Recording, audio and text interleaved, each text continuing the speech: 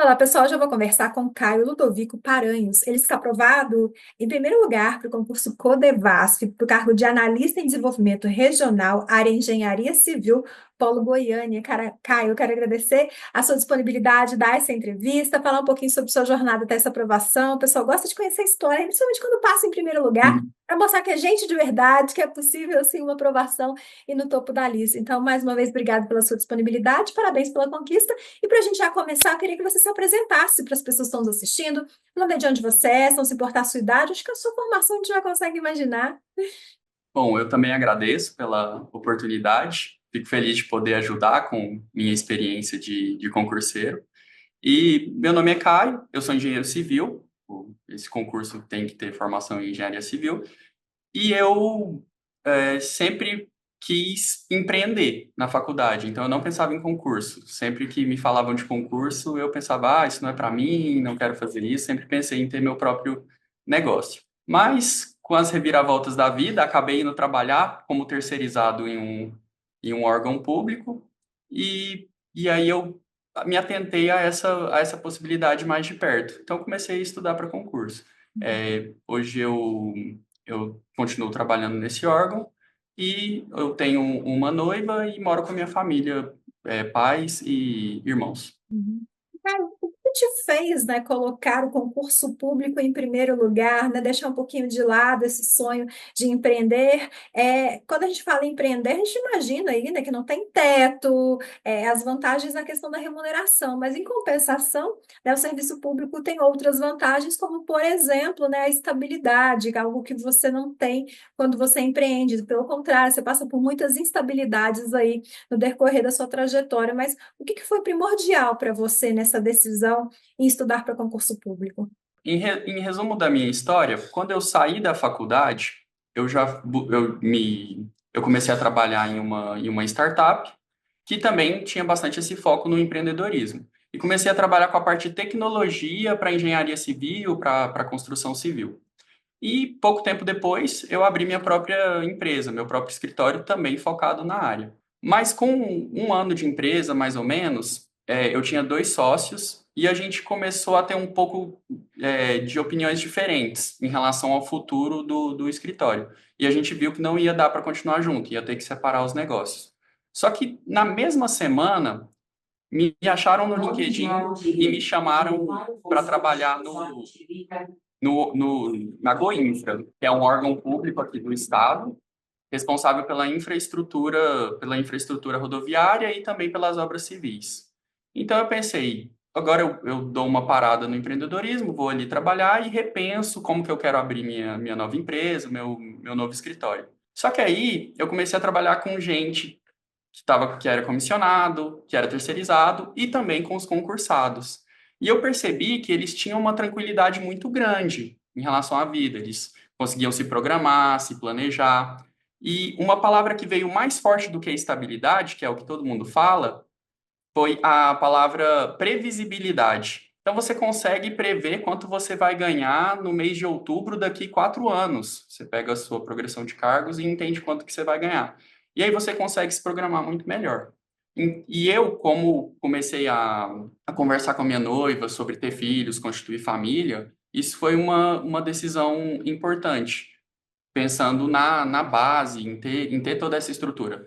E minha noiva, ela trabalha com marketing digital, então ela já está no risco, ela já está no variável. Eu pensei, você continua no marketing, eu vou fazer concurso e a gente tem uma base e depois a gente ganha no variável com você. Decidi começar a estudar para concurso para estar ali do lado das pessoas que estavam trabalhando do meu lado, mas em outro tipo de contrato. Daqui a pouco o mosquitinho de serviço público morde sua noiva aí também. Tem que levar ela para esse lado. E, Caio, você lembra mais ou menos de data? Quando que, de fato, você considera que se tornou um concurseiro e desde sempre foi pensando na sua área de formação? Ou esse concurso aí foi uma oportunidade que você não deixou passar? Lembro de data, sim. Eu lembro que em dezembro de 2023, eu estava numa reunião lá na Goinfra, e aí soltaram uma notícia que iam abrir vagas para o concurso da Goinfra. E aí a gente discutiu uma hora ali, tinha uma pessoa que era mais a favor do concurso, começou a falar, e aí já despertou o meu interesse. Mas aí estava em fim de ano, depois Natal, Ano Novo, E em janeiro voltaram a falar dessas possíveis vagas que queriam ter para a Goinfra. Eu parei para refletir a vida e já é até um primeiro conselho que eu dou para quem está assistindo. Eu queria muito empreender, mas me chamou muita atenção a possibilidade de ser concursado, de ter toda a estabilidade e previsibilidade. E aí eu decidi o seguinte: como eu venho de uma vida inteira negando o concurso, não querendo fazer concurso, mas sim empreender, eu não vou estudar uma palavra. Eu vou tirar até o final do mês de janeiro para decidir se é isso que eu quero ou não. Uma vez que eu decidi, eu não vou ficar me remoendo, não vou pensar nisso novamente. Então eu passei ali do começo de janeiro, ali na primeira, segunda semana de janeiro, até o dia 28 de janeiro para decidir estudar. E eu decidi estudar. Aí, no momento que eu decidi, eu falei, eu só vou repensar essa decisão no final do ano. Eu não vou mais questionar essa decisão. Então, só vou estudar.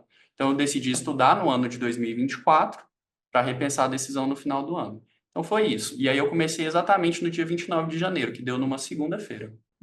Você veio, né, do universo privado, passou aí pela experiência como terceirizado dentro do universo público, estratégia concursos. Como que você conheceu, né? Já que você inicialmente ali negava esse mundo dos concursos, foi por indicação e o que que te chamou a atenção no material a ponto de você decidir confiar? Nesse mês de janeiro, eu conversei com várias pessoas, tanto pessoas que continuavam no mercado privado, tanto pessoas que decidiram estudar para concurso. E eu tenho dois primos que estudavam para concurso, um deles está aprovado como auditor fiscal do estado do Pará, e o outro estuda também para a área fiscal. Conversei com os dois. Os dois me recomendaram o Estratégia, então, eu já comecei de primeira estudando com o material do Estratégia. Uhum. E o que que também te orientou nesse estudo? A gente sabe, né, que escolher um bom material, sim, é o primeiro passo, é a ponte que vai te levar e te ajudar a levar até a aprovação, mas eu vejo que quando se estuda para área específica, há uma negação muito grande, né, de você estudar aquela área que é a sua formação, seja porque você fez uma boa faculdade, né, muita gente não sabe, não conhece essa questão mesmo de você, da necessidade de fazer um estudo direcionado. Foi ali vendo o material que você viu essa necessidade. Na área de engenharia civil é muito diferente o que você aprende na faculdade e a forma com que é cobrado em concurso público? Quando tomei a decisão de me manter na área, porque eu fiz o curso de engenharia civil porque eu realmente gostava e gostava de trabalhar com a área. Então, eu pensei o seguinte, eu vou focar em concursos de engenharia civil, concursos que exijam a especialidade em engenharia civil. E aí eu parei para perceber que na faculdade eu acabei saindo um pouco da parte teórica e fui muito para a parte de tecnologia. Então eu fugi um pouquinho ali da parte mais específica, mais técnica, e durante a minha carreira eu mais apoiava esse pessoal que poderia se chamar de um engenheiro civil, das antigas, vamos dizer assim. E aí eu percebi que eu precisei reaprender muita coisa da faculdade. Então, assim, se você fez uma boa faculdade, você já vai ter uma base muito boa, mas é, de certa forma, diferente você acertar questões de concurso. Então, não necessariamente, se você é muito bom na sua área de engenharia, que você vai acertar muitas questões. Você tem sim também que, além de aprender a teoria, você tem que saber fazer as questões. Uhum. Caio, foi quantos concursos que você fez até então? Quantas aprovações? Desde que eu comecei, eu fiz o concurso do Ministério Público aqui de Goiás. Não estudei nada para ele. Até foi uma mudança na minha estratégia de estudo, porque eu fiquei chateado de não ter acertado tantas questões, porque tinha algumas matérias que eu não estudei. E eu pensei, nossa, se eu tivesse colocado essa matéria pelo menos um pouquinho, eu teria já subido minha nota. Eu fiquei ali, assim, 2 ou 3 posições de ter a redação corrigida. Então, eu resolvi começar a estudar pós-edital. Então, aí tinha o edital aberto do TCE Goiás. Então, eu também realizei esse concurso. E aí, depois, eu fui fazer Codevasf. Então, até agora já foram 3. STJ, fui para Brasília fazer o STJ dia 1º de dezembro. TSE unificado dia 8 e Correios dia 15. Então, eu fiz seis concursos até então. Ministério Público, como eu disse, eu não tinha estudado as outras matérias, fiquei a pouco de ter minha redação corrigida, mas aí eu já comecei a ter bons resultados com a Codevasf. Eu acabei ficando em primeiro tanto na objetiva quanto na dissertação, quanto na discursiva. E aí no STJ já saiu o resultado preliminar da redação e o definitivo da objetiva. Eu estou em quarta posição de um concurso cadastro reserva, mas assim, tenho esperança de poder ser chamado. TSE ainda não tem resultado, estou em, tô em quinto colocado nas previsões, e o Correios estou em primeiro, tô com a possibilidade de ficar em primeiro lá também. Então, eu considero que já tive bons resultados aí nesse primeiro ano de estudos. É até uma curiosidade, né? Você tinha feito um combinado com você mesmo que durante um ano ia estudar e só depois repensar, avaliar, né? Que conclusão que você chegou aí um ano se passou, né, sobre a decisão de ter estudado, começado a estudar para concurso público. Uhum. Eu combinei comigo mesmo que no final de dezembro eu ia repensar toda essa decisão, mas foi ficando tão claro a minha vontade de assumir um bom cargo no poder público, e quando foi chegando no final do ano, eu vi que eu não tinha nem essa necessidade de repensar. Acabou que eu não tive nenhum ritual de parar e pensar novamente. Eu vou continuar estudando, já adianto que eu continuo estudando, vejo a Codevasf como um concurso muito bom, mas estou pretendendo alcançar voos maiores, então continuo estudando e talvez vou repensar agora só no final de 2025. E Caio, falando sobre preparação em si, você teve que conciliar os estudos com outros projetos pessoais, com o trabalho. Era quantas horas líquidas que de fato você conseguiu? Você consegue, né? Como você disse, segue estudando aí, sentar, estudar dedicado aos estudos para concurso. Quando eu tomei a decisão de estudar, eu trabalhava às 8 horas por dia na Goinfra e eu pegava projetos particulares ali que eu fazia na hora do almoço e no final do dia. Como eu resolvi estudar, eu me abdiquei desses projetos particulares, e nesse momento que eu fazia os projetos paralelos, eu passei a estudar. Então eu conseguia, nesse momento eu ainda vou voltar a estudar esse ano, mas eu consigo fazer uma hora líquida, com certeza, na hora do almoço, e consigo fazer mais de 2 a 3 horas líquidas à noite. Como eu trabalho no escritório, não é um trabalho tão cansativo, eu chego no final do dia preparado para estudar. Penso de vez em quando em estudar no início da manhã. Muitas pessoas recomendam estudar de madrugada. Mas esse ano inteiro, o que eu fiz foi uma hora na hora do almoço e de 2 a 3 horas no final do dia, mais 5 ou 6 horas no sábado. Domingo tirava para descansar. E além das matérias específicas, há a cobrança de matérias básicas também, né? Concursos de tribunais, como você citou aí, não são poucas matérias básicas, não. Alguns concursos você só vai cobrar ali português, um raciocínio lógico, informática na parte básica, né? Mas em grandes concursos, né? Principalmente de nível federal, vai cobrar muito direito também. Então, como que você fazia essa divisão do momento de estudar matéria básica, do momento de estudar as matérias específicas dentro desse tempo que você tinha? E como foram com vários concursos que você fez, apesar de você ter escolhido uma área que foi sua área de formação, foi concursos de órgãos muito distintos, né? Então, como que foi Uhum. essa questão de direcionar o estudo? Era no pós-edital ainda? Era no pós-edital já? Foi no pré-edital? Como que você montou seu cronograma, levando em consideração a quantidade de concursos que você fez e as diferenças de cada concurso em relação às matérias a serem cobradas? É até um desafio, eu acho, que o engenheiro civil enfrenta quando ele decide focar em concursos para engenharia civil, porque ele acaba fazendo concurso de órgãos muito diferentes e a ementa acaba sendo muito diferente. Inicialmente, eu foquei num ciclo, numa estratégia pré-edital, baseando-se no edital antigo da Goinfra, que é o órgão que eu trabalho hoje, e era meu objetivo inicial. Aí eu montei um ciclo com as matérias do último edital, que envolvia direito administrativo, constitucional, administração financeira e orçamentária, e direito ambiental e uma parte bem pesada de engenharia civil. Eu fazia o ciclo, estudava de 1 a 3 horas cada matéria, passava para a próxima. E ia fazendo esse ciclo e estudando. Quando eu comecei a estudar pós-edital, o que que eu comecei a fazer? Eu comecei a resumir as matérias para o próximo concurso que eu ia fazer. Então, a Codevasf não ia cair lei de improbidade.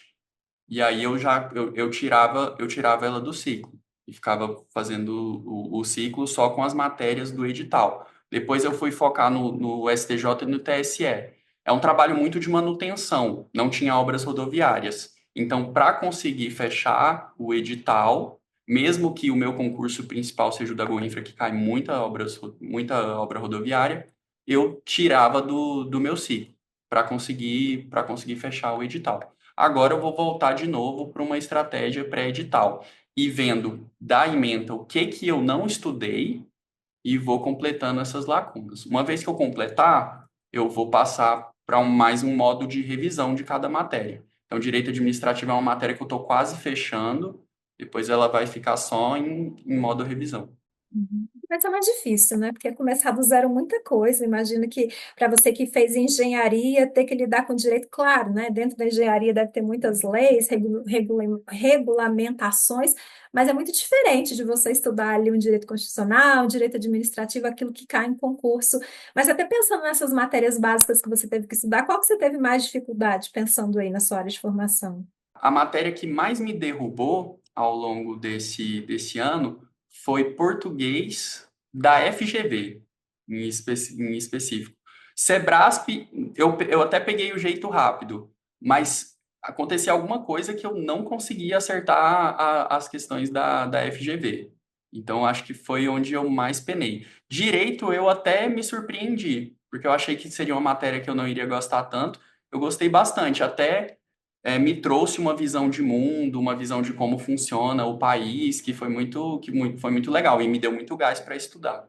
Mas então eu diria que a matéria que mais me puxou para baixo foi português. É engraçado que a gente acha, né, que o português vai ser o mais fácil porque está no nosso dia a dia, mas a gente descobre que o direito está muito no nosso dia a dia. Às vezes a gente não sabe usar as palavras técnicas, digamos assim, o juridiquês, né, mas a gente consegue Uhum, associar isso ao nosso dia a dia, a notícias de jornais, enfim, a gente consegue muito associar. Agora, o português é muita regrinha, e eu acho que a FGV tem uma jurisprudência própria, apesar de a gente estar falando do português, né, em relação ao gabarito do português, porque tem coisas muito subjetivas lá que só ele entende, não adianta questionar, não, é muito difícil mudar um gabarito. Eu até vi um vídeo recente uhum, da Adriana Figueiredo que ela começa falando: não vá com o intuito de fechar, vá com o intuito de dar o seu melhor, porque não adianta brigar depois com o gabarito, enfim, dê o seu melhor e espere o gabarito da FGV, que é um gabarito único, né? Então, não uhum. espere fechar a FGV, aprenda, compreenda como ela cobra,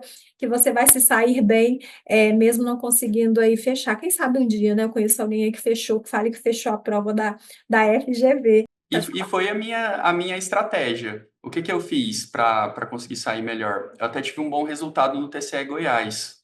A prova veio mais fácil de português. Acho que eu consegui fazer 12 ou 13 pontos de 15. Foi um resultado muito bom que elevou bastante minha nota. Mas o que que eu fiz?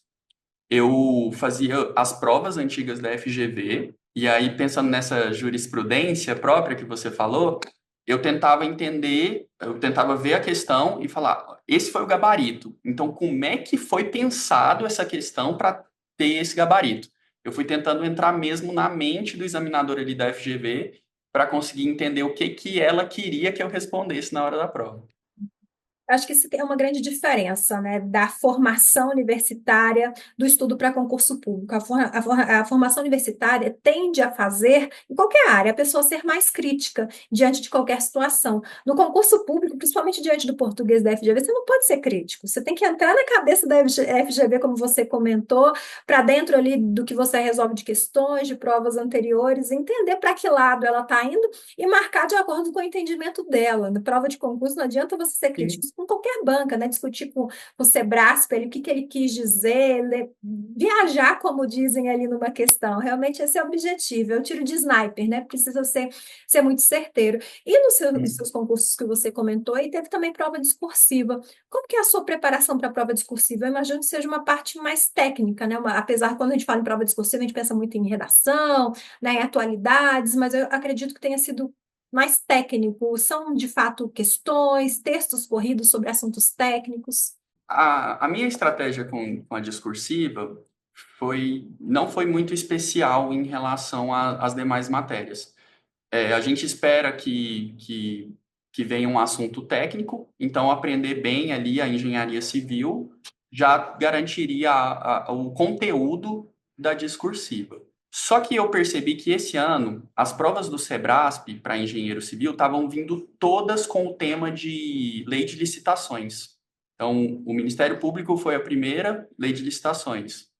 E eu vi algumas provas anteriores, também lei de licitações. O Devassi veio lei de licitações. Então eu comecei a estudar lei de licitações, já é, prevendo que ia cair sempre a 14133 nas provas discursivas. E a maioria das provas que eu fiz esse ano foi Sebrasp. E não deu outra. STJ foi lei de licitações, TSE foi lei de licitações para o cargo de engenharia civil. Então, a minha estratégia foi entender bem essa lei. Eu foquei bem até em questões, em decorar mais alguns termos, algumas definições, para sair bem na discursiva. E foi uma boa estratégia. E um outro ponto eu percebi ali no MP que minha mão cansou de fazer a discursiva. Hoje em dia, a gente está sempre no teclado, no celular, então a gente não treina. No dia da prova, eu tive dor física na mão, na primeira prova que eu fiz, que foi a do MP. Então, eu passei a fazer alguns simulados de redação com o intuito não de necessariamente aprender a escrever ou colocar a matéria ali, mas sim treinar a escrita para não fadigar no dia da prova. Então foram minhas duas estratégias, foi estudar a lei de licitações, porque eu vi que era uma tendência fortíssima no Sebrasp, e fazer à mão algumas redações para poder ter a prática. E no dia da prova, usar uma caneta mais fina. Uhum. Usar uma caneta mais fina foi importante para mim, para não borrar, para conseguir escrever de maneira legível. Foi uma das estratégias que eu usei. Pelo que você comentou nas suas duas, principalmente duas últimas respostas, né, sobre entender o português da FGV, depois sobre a questão da discursiva, de ver o que é mais cobrado, acho que ficou muito clara a importância, né, de se fazer questões e também de se conhecer provas anteriores, não só na parte objetiva, mas discursiva também. Sim, completamente. Porque, bom, falando de questões, eu acho que é um dos pontos mais importantes da preparação disparadamente. Nesse caso, eu consegui perceber o padrão de cobrança do Sebrasp em cima da lei, e também em relação às objetivas, como eu fiz muitas questões ao longo de toda a minha preparação, eu sempre gostei de fazer bastante questões, às vezes eu fazia uma teoria e já ia fazer um bloco de questões, ou às vezes estava de bobeira esperando alguma coisa, falava, vou resolver algumas questões aqui. Nas provas que eu fiz, eu tive a sensação de já ter respondido as questões. Então, enquanto eu estava resolvendo a prova ali, eu tinha a sensação, iam passando as questões, e várias questões eu ia tendo a sensação que eu já tinha resolvido ela. E às vezes eu já sabia a resposta. Tinha até questão que eu até não precisava pensar na matéria, porque eu já tinha feito uma questão muito parecida, e aí eu só sabia qual que era a resposta. E aí passava. Isso me fazia acertar a questão na hora da prova, isso me dava velocidade na hora da prova, também para poder pensar melhor nas questões mais inéditas, digamos assim. Você conhece até onde pode ter pegadinhas, né? Onde de fato está ali para te Sim, enganar a alternativa que colocaram uma palavrinha que está ali. Não, isso aqui nessa eu não caio, não. Já fiz questões sobre. isso aconteceu comigo na prova do Correios. Eu cheguei numa questão, eu acho que era uma questão sobre AutoCAD, software para engenharia civil, e ele fazia uma pergunta de um comando. Na hora eu olhei, eu só falei assim para mim mesmo. Falei assim, eu não concordo, mas eu sei qual que é a resposta que a banca vai colocar aqui. Eu não concordo que esse comando faz isso no software, mas eu não estou aqui para ter razão, eu estou aqui para acertar a questão. E eu falei, vou marcar essa aqui que eu sei que é a resposta e vida que segue. Uhum. É uma coisa que você tem que aprender para a vida, né? É melhor ter paz do que ter razão, né? Eu te trouxe a paz Sim. ali de ter marcado a resposta certa. E, Caio, pensando na sua preparação, que a gente pode dizer, né, que até então uma preparação curta, mas já colhendo os bons resultados. O que que você acredita que foi o seu principal acerto para te trazer bons resultados nesse curto espaço de tempo? E você acredita que você teve erros, erros que você corrigiu a tempo, erros que você enxerga agora com mais essa aprovação? Bom, eu acho que o principal acerto foi focar na resolução de questões e manter a disciplina. Mesmo que eu estava cansado, eu poderia até estudar menos, mas eu estudava. Ou então, se eu estava muito cansado ou doente, eu falava, vou resolver algumas questões.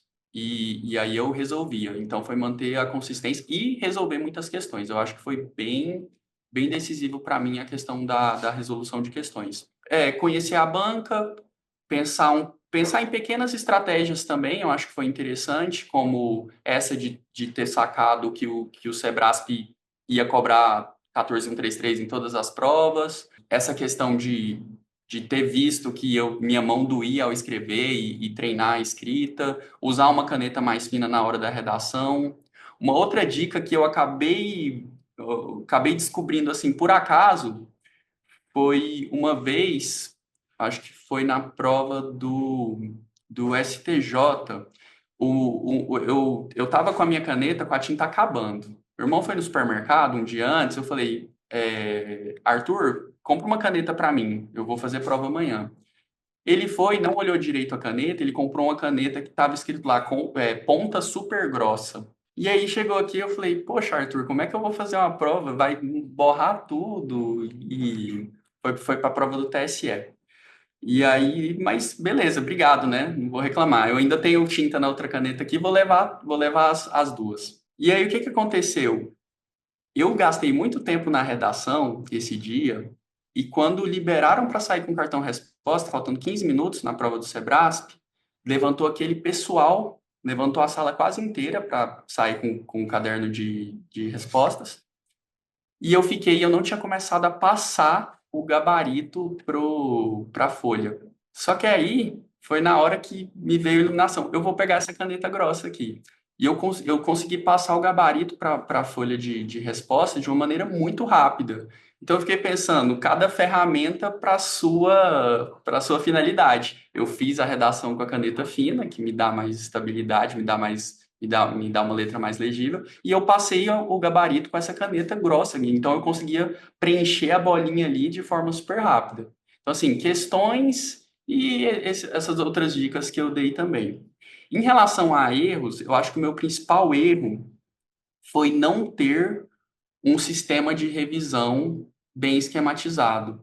Então, eu fazia muitas questões, mas eu ia fazendo o filtro ali da minha cabeça, não tinha um sistema organizado de pensar assim, a matéria que eu estudei um mês atrás, eu vou revisar agora por questões, ou eu vou dar uma lida.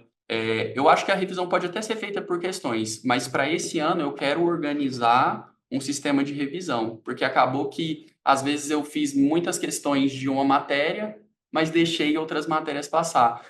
Eu até percebi uma em específico, em direito constitucional, eu estava estudando ação popular, mandato de segurança, passei um dia, uma noite completa estudando esses temas. Só que acabei não fazendo questões dele depois. E aí, um tempo depois, eu fui olhar esse assunto, eu não lembrava mais nada. E eu pensei, cara, o fato de eu não ter tido um sistema de revisões bem estabelecido me fez perder aquelas 3 horas de estudo ali atrás. Então, para esse ano, eu quero fazer um sistema melhor de revisões espaçadas, digamos assim. Seria o principal erro. É interessante, só voltando isso que você falou de caneta, né? Deixa eu pegar aqui. Quando a gente fala em caneta, a gente pensa logo na Bic, né? Que realmente é a caneta mais utilizada, só que eu acho que nem é. Então, pô, a ponta grossa também, né? Mas é difícil a gente Uhum. parar para pensar nisso, que é uma estratégia muito interessante, né? Tem que ficar atento ao edital para realmente você levar a caneta certa, para não correr o risco de escolher pela ponta e chegar lá não tá certa a cor. Ou não tá Uhum. certo, né? O tipo de caneta, tem que ficar atento, porque sim, é cobrado isso. Se você não tiver com a caneta certa, você não vai poder fazer fazer a prova, né? Mas foi uma dica bem interessante, né? Da ponta fina, a questão da letra, da escrita em si, e a ponta grossa que você precisa marcar ali direitinho, quadradinho, né? A ponta grossa vai te ajudar nesse sentido.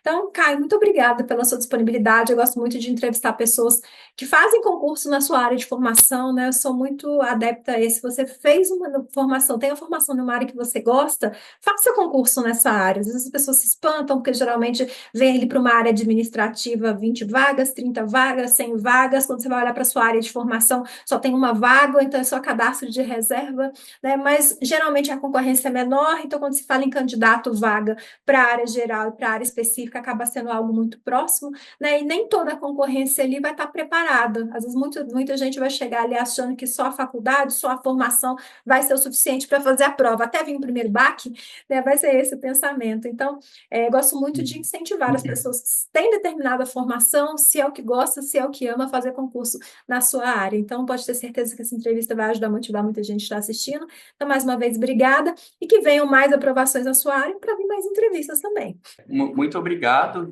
pela oportunidade. Acho que foi bem interessante nossa conversa. Consegui até relembrar algumas coisas que eu fiz e eu vou preparar meu estudo desse ano, vai me ajudar. E, assim, se eu puder deixar uma mensagem pro pessoal, para quem ainda não tomou a decisão firme de estudar, tira um tempo, eu recomendo fazer o que eu fiz, separa um tempo, 1, 2, 3 semanas, não estude um A, mas reflita sobre essa decisão, se realmente você quer, se você tem outras opções, porque assim, existem N opções. Você pode investir na sua carreira no mercado privado, você pode abrir o seu próprio negócio. Eu acho muito interessante seguir essa área dos concursos, mas tome a decisão. E uma vez que você tomar a decisão, às vezes marque um prazo para você voltar nela. Porque aí, que se você faz como eu fiz, que você, só no final do ano, ou se achar muito um ano, daqui 6 meses eu volto a repensar nessa decisão. Mas aí, durante esse tempo, você não se questiona. Você só vai lá e faz. E você sente que você dedicou um tempo suficiente para tomar essa decisão. Uma vez que você tomou a decisão, faça seu ciclo de estudos, monte um sistema de revisão e faça muitas questões. Faça muitas questões. Então, é isso que eu deixo. E, reforçando sua mensagem, se você gosta da sua área, mantenha nela. Às vezes, um salário maior não vai te trazer aquela satisfação de trabalhar na sua área. E, com o tempo, se você quiser ganhar mais dinheiro, você vai arrumar outras formas de ganhar. É isso que também o emprego público e você está como servidor público te dá a possibilidade. Você tem seu trabalho certinho ali e você pode também empreender à noite, no final de semana, fazer outras atividades. Então, Caio, mais uma vez, obrigada, parabéns. Como eu disse, que venham mais aprovações e mais entrevistas também. Uhum. Muito obrigado, viu, Thaís? Obrigada, pessoal que está nos assistindo. Quiser ficar por dentro de todas as notícias no mundo dos concursos, conhecer também o nosso material, é só acessar estratégiaconcursos.com.br. Um grande abraço, até a próxima. Tchau, tchau.